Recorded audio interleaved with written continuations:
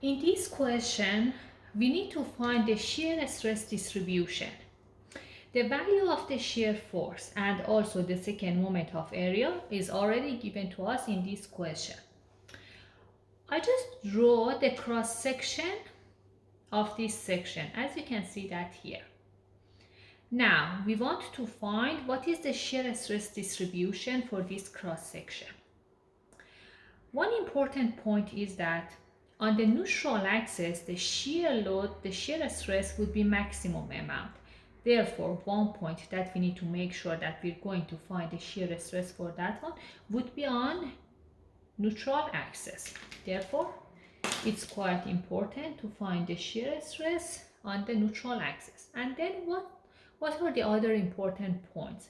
The other important points is that when we have the interface, so you can see that we had this flange and then it's connected to the web. Therefore, at any interface, we can expect the jump in the shear stress. Because of that one, I'm going to find the shear stress at two different points, but these 2 points are very close to this interface that you can see here.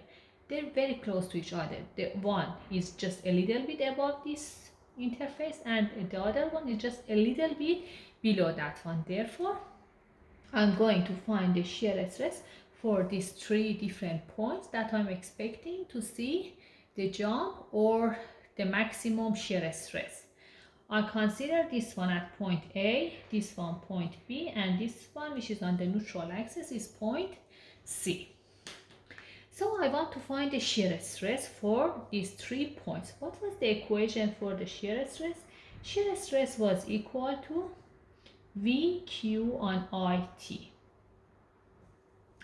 The amount of I and the amount of V shear force already given to us in this question. Therefore, the parameters that we need to find would be Q and T for each point. Otherwise, the value of V and I would be constant for all of them. Now let's start with point A.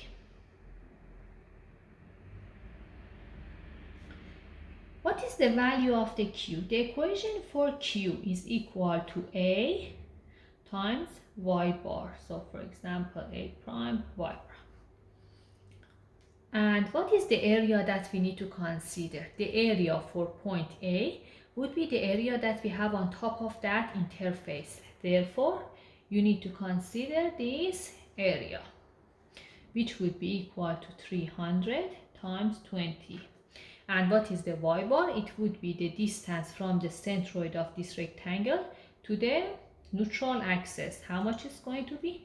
It's going to from the centroid, which is 10, so it's going to be 20 on 2 plus here to here, which is 100 millimeter. If you find this value, you're going to get it as 660,000 millimeter cube. Now I can put the value in this equation. Therefore, the shear force at point A would be equal to V, which was 80 kilonewton. I changed that one to Newton, convert it to Newton, times Q, which is 660,000, divided by I, second moment of area, which is already given to us.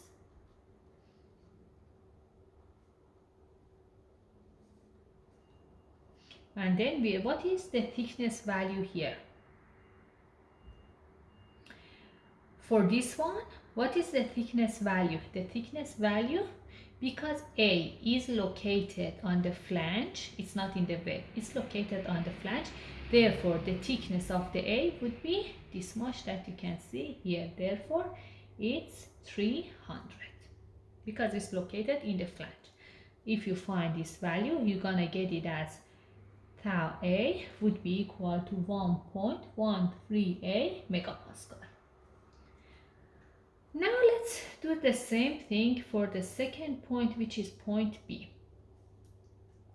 For the point B, what is the value of Q?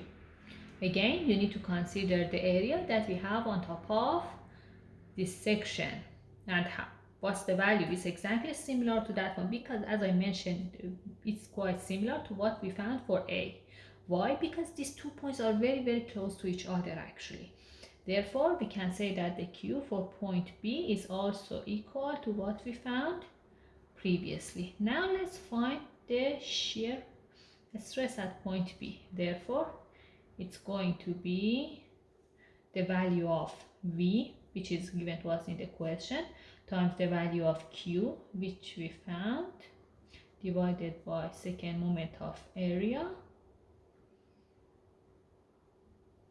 times the thickness. Now, what is the thickness for point B? B is located in the web. It's not in the flange anymore. Therefore, the thickness would be this much, which is 15 millimeter, as you can see. Therefore, if you find the amount of tau B would be equal to 22.622 megapascal.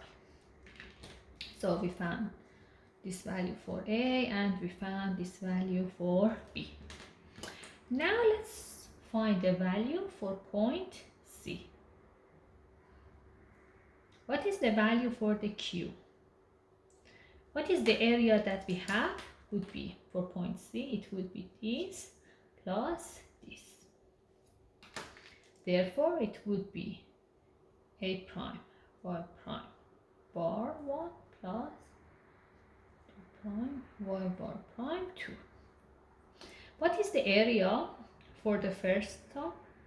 It's exactly like what we found previously. So it would be 300 times 20, and the y bar would be again 20 on 2 times, plus 100.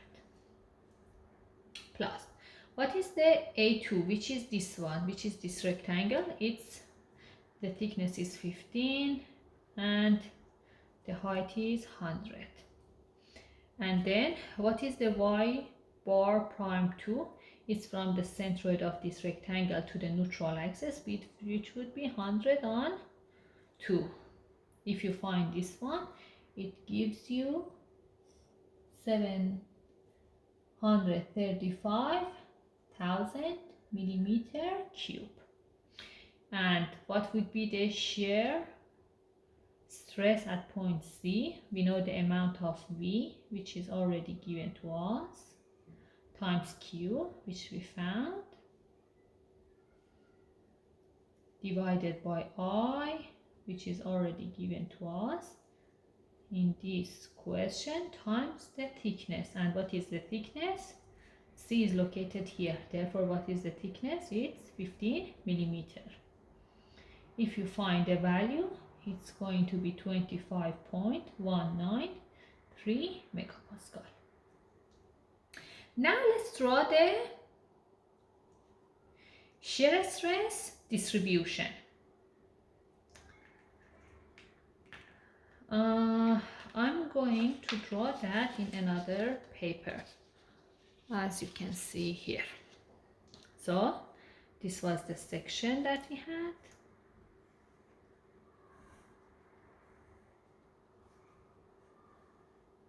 So we found the shear stress here, we found it here, and then it was the neutral axis, and we also found the shear stress here.